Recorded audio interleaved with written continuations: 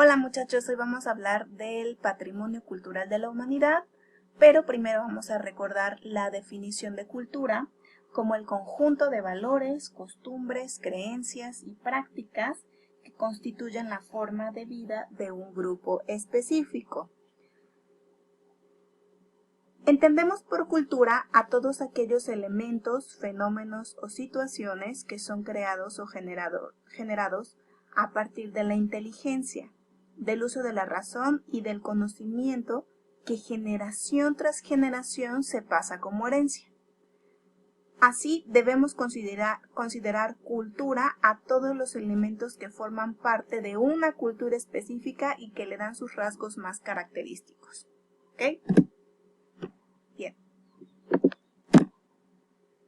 Ahora entendamos la definición del patrimonio, que es el conjunto de bienes culturales y naturales generados localmente y que una generación hereda y transmite a la siguiente con la finalidad de acrecentar dicha herencia. O sea, ¿cómo?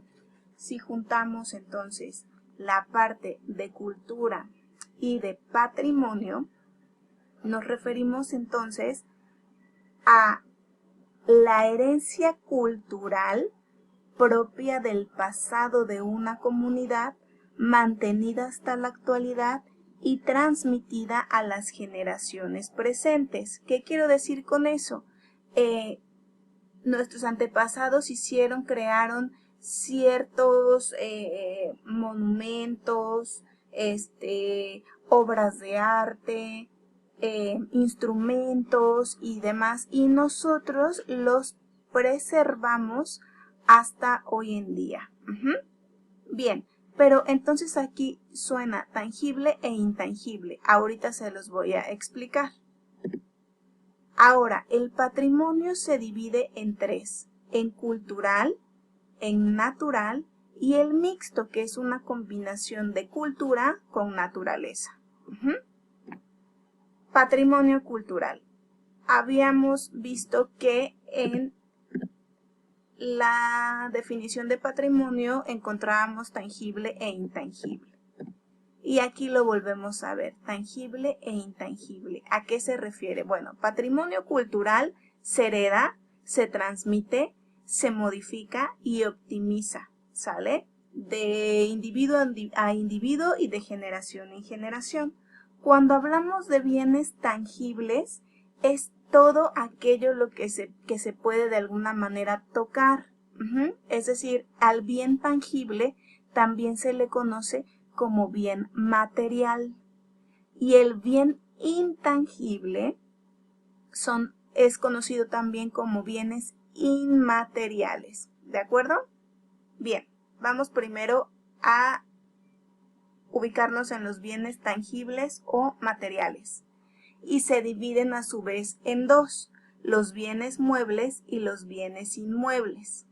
Los bienes muebles son estos productos materiales de la cultura susceptibles de ser trasladados de un lugar a otro. Por ejemplo, cuando la exposición de Frida Kahlo la llevan a Chicago o la llevan a París y demás, esas pinturas, incluso sus artefactos como la cama o no sé, otros materiales que ella usó, los corsés y demás, son bienes muebles porque se pueden trasladar.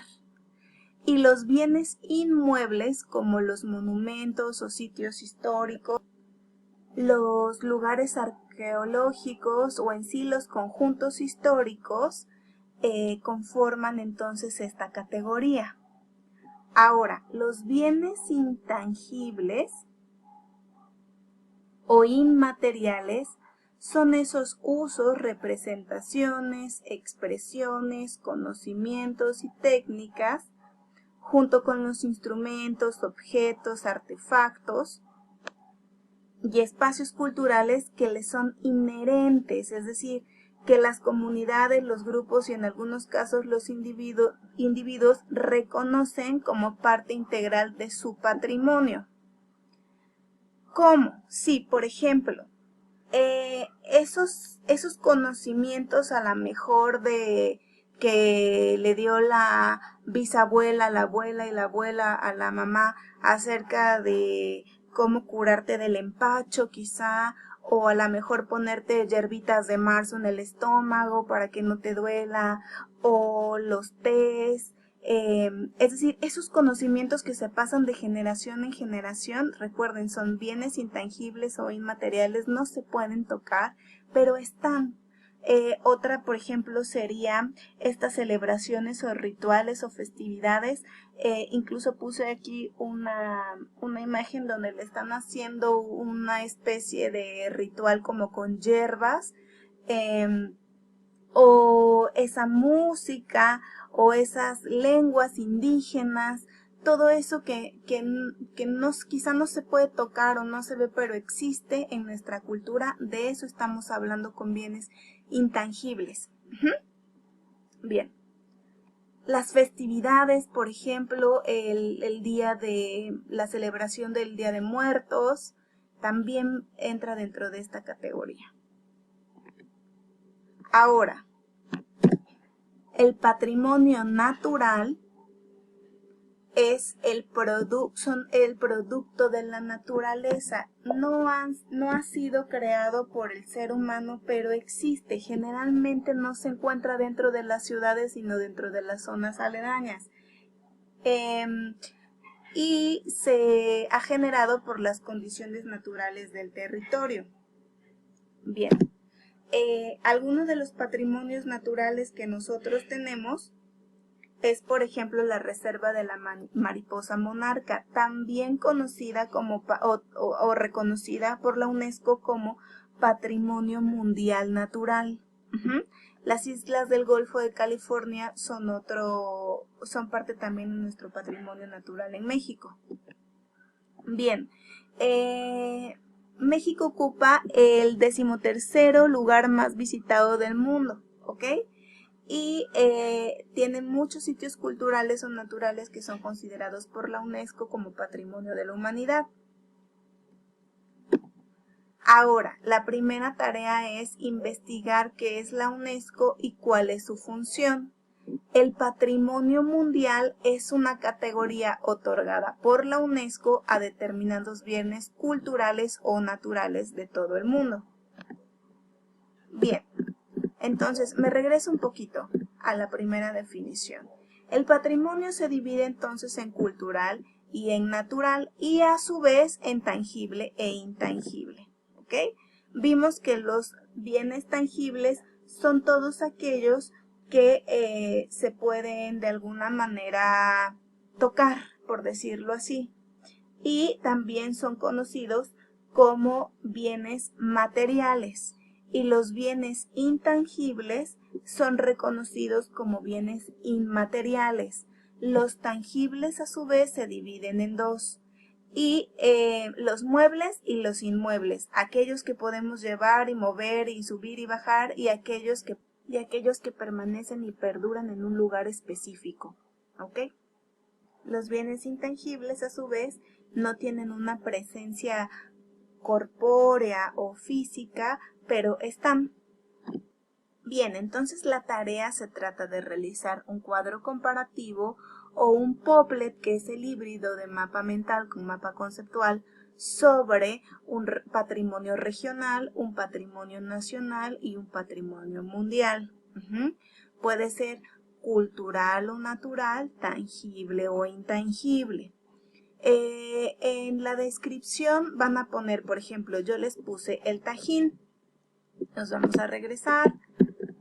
El Tajín es un bien tangible y es un bien inmueble. Pero si yo hubiera puesto a los voladores de Papantla, es un bien intangible, ¿ok? Entonces, de la misma manera van a ser el patrimonio nacional y el patrimonio mundial. Recuerden, por ejemplo, que cuando yo les comentaba acerca de la mariposa monarca, era un bien natural, pero también era considerado como un patrimonio mundial. ¿Ok? Entonces tienen que prestar mucha atención en lo que están investigando y en la descripción poderlo definir. ¿Tienen alguna duda? Pueden escribirme a mi correo y yo rápidamente les contesto para que ustedes puedan realizar su actividad.